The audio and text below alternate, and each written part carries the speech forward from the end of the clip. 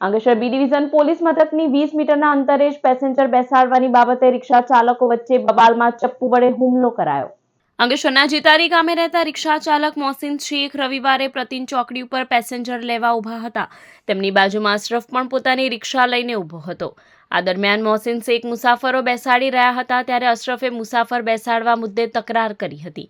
મોહસિને હું મારી રીતે મુસાફરો બેસાડીશ તેમ કહેતા અશરફ ઉશ્કેરાઈ ગયો હતો। અભદ્ર ગાળો બોલી રિક્ષામાં સંતાડેલું ચપ્પુ કાઢી મોહસિનને પેટમાં મારતા અછડતું વાગી ગયું હતું। અશરફ ત્યાંથી ચાલી નીકળી થોડી વારમાં અન્ય એક ઇસમને લઈ આવ્યો।